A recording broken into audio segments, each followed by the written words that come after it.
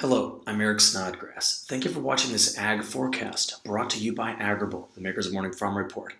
Our software gives growers the insights to make the best decisions possible about their operations. Well, let's get started by looking at the last couple of days of accumulated precipitation. We discussed in our Sunday night, our early Monday morning video update that a low pressure center was going to be emerging here from kind of this region here through Wyoming, going through parts of Nebraska, and then eventually heading toward the Great Lakes. Well, as it did so, you can see a lot of precipitation dropped across the state of Nebraska and quite a bit of precipitation here in western Iowa, which is going to be fantastic for helping them try to finish the crop or salvage what's left here in western Iowa. What's really important to see about this system is that as this low pressure system went across these states on Wednesday, this region here, which has been dry not just for the last 48 hours, but going back almost half a month, well, you're going to see in a few moments that precipitation kind of broke up as it went through this region. So late in the evening on Wednesday night, early Thursday morning, you can see the center of our low pressure system moving here through parts of Minnesota. Large precipitation shield to the north and a great frontal squall line here to the south, which you can see showing up. Southern Illinois got some light rain, and there were some hit or miss showers in eastern Iowa and northern Illinois. But the break that you see in through here kind of hit a region that really needed to have this rainfall. And this is what I'm talking about. Here's the last 14 days of precipitation expressed as a percent of normal.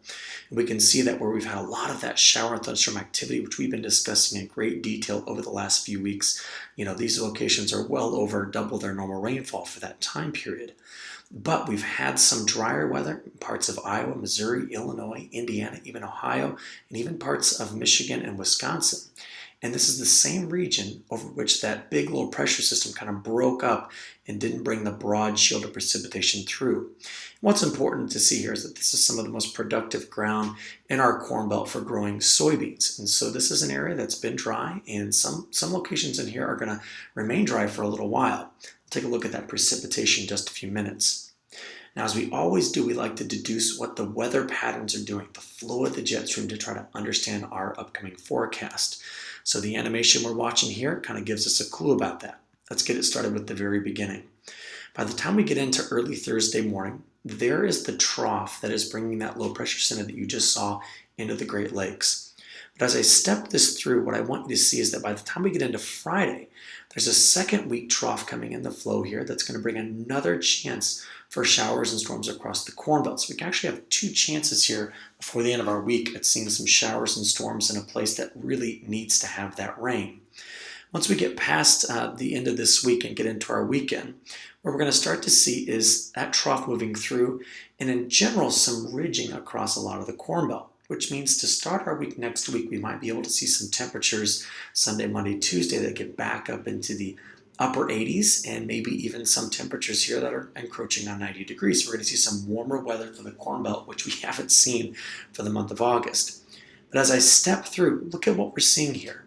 By the time we get into Tuesday and into Wednesday, the pattern's evolving such that the ridge sets back up out west and a pretty broad trough moves into the eastern half of the Corn Belt. This is once again another kind of symptom here to tell us, hey, we're looking at another shot at going back toward those cooler than average temperatures for the eastern Corn Belt. And the heat's probably going to stay out west again. And on top of that, look, trough in the Gulf of Alaska, trough over the Bering Sea. These are kind of lined up in the long term here to continue to bring us in on those kind of reinforcing shots at cooler weather.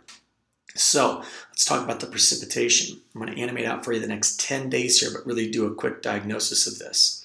Here is, late in the evening on Wednesday, where the precipitation was moving through from that system. We can see that by the time we get into Thursday, that's our main precipitation maker through the day on Thursday. Now, with that second shortwave trough coming through on Friday, watch as I animate through Friday. You'll see the precipitation building again kind of across this region. So there is another chance for some showers and storms in through here. Getting into our week next week, we see that there is, with that next trough that kind of comes in, maybe by Tuesday, getting into Wednesday, another reinforcing chance at some showers and precipitation through the heart of our Corn Belt. But there's still some uncertainty about that. I'll give you a good update on that precipitation in our early Monday morning video. Now, I know that the first 15 days of August have been cool, and we've been talking about this quite a bit. And overall, we've had a rather broad trough across the eastern half of the Corn Belt with the ridge really far out west. And I've been getting a lot of great questions from growers. Hey, does this cooler weather at the beginning of August mean anything about a threat for an early frost? Well, let me show you a couple of things here. First, I dug up some data here for Champaign, Illinois, just where I'm from. I wanted to look and see if there's any correlation between the average temperatures for the last 15 days of September, which would be an early frost for us in Champaign, versus the temperatures we've just had for the first 15 days of August. And basically the answer to that is no, there is no correlation. So I just say this because I don't want to be looking at how cool it's been. We've been 6-7 degrees cooler than average across a big section of the Corn Belt. I don't want people to interpret that as a threat for an early frost. The two things are not well correlated. So what does frost dates look like? Well, this is from the Midwest Regional Climate Center, and it kind of gives us an idea here. So if you're kind of in Missouri, Illinois, Indiana, Ohio, this area right here, we're usually a mid-October first frost. A little bit further to the north, it's the first 10 days of the month. And then here in the northern Corn Belt, we're talking about the end of September. So this is our climatological averages.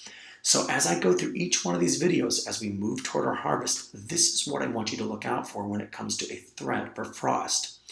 You see, this is a highly amplified flow pattern that could bring a cold air outbreak. Now, this is from back in April of 2016, but it just illustrates what I'll be watching for. Here's the big idea.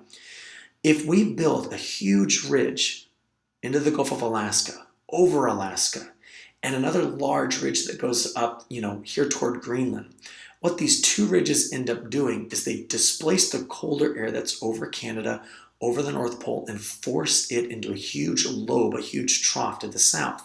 That can introduce the kind of cold air that we would need to get that early frost event. If you add that to some clear nights with calm winds, we have the potential for a frost. But at this stage in August, it's very, very difficult to make a call for if there's going to be an early frost or a late frost for 2017. But watch out for this weather pattern. One thing I will point out is that our latest long-range run from the European model does say that basically from mid-August to mid-September, the center part of the country is favoring a cool bias. This does not mean that every day for the Corn Belt we're going to be seeing cooler than average temperatures. In fact, you're going to see some above average temperatures coming up in the next 7 days. But what this does tell me is that because of those troughs lined up in the flow of the jet stream, we're going to tend to keep this location, central part of the country, wet and also slightly cooler than average. That's the interpretation of this map. Now, to finish off our video, I got to bring up the tropics. We've been discussing how the tropics are primed right now for potentially bringing in a system that could eventually come into the Gulf of Mexico and impact our harvest weather. We're not calling for that right now, but just to show you how active the tropics are, we're watching 3 separate tropical waves. The front runner, this one down here, well, it is currently forecast to go across the Lesser Antilles into the very warm Caribbean, but most likely make an impact in Central America here and really into Mexico and the Yucatan. There's been some pretty good model agreement with this being the eventual path of this system. But the system that's following it, which the National Hurricane Center is watching very, very closely, it has a better chance of going farther to the north. Now, if the subtropical high out here remains strong, that could help recurve this system into the open Atlantic, causing no problems at all.